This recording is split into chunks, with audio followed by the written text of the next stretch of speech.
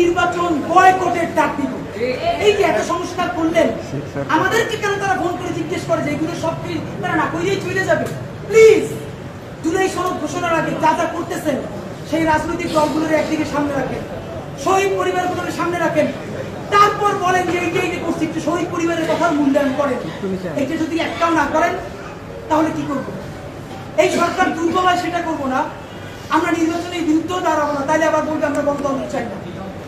আমরা যারা ক্ষমতাহীন কিন্তু জনতার জবানে কথা বলি, তারা এই নির্বাচন বয়কটের ডাক দিব। তখন একমাত্র যারা ক্ষমতায় এসে দুর্নীতি করবে সেই 20% মানুষ ছাড়া আপনি কোন কেন্দ্রে একটা কাক বিড়ালও খুঁজে পাবেন না। মাননীয় প্রধান উপদেষ্টা, জনতা শক্তিশালী না ক্ষমতা শক্তিশালী, আপনি যদি সেটা চ্যালেঞ্জ হিসেবে নিতে চান তাহলে কোন সংস্কার ছাড়া নির্বাচন দিতে পারেন, কিন্তু শত শত যে লাশ তারা ফালাবে সেই দায়ও আপনার নেওয়া লাগবে। মাননীয় প্রধান উপদেষ্টা, আপনারে আমরা ভালোবাসি জুলাইয়ের জন্য, আপনি প্লিজ তাদের বন্দুক আপনার কাছে নিয়ে আপনি বিদায় নিয়েন না। আপনি জুলাইয়ের বন্দুকটা হাতে নেন, রাজনৈতিক দল আর্মিরা ডাইকে বলেন যদি আমার হেল্প করেন নইনের যা যা করছেন সব কইলে আমি বিদেশ চলে যাব। যেই বাংলাদেশ জুলাই অর্জন করছে সেই জুলাই আবার তাদের বিরুদ্ধে রক্ত দিয়া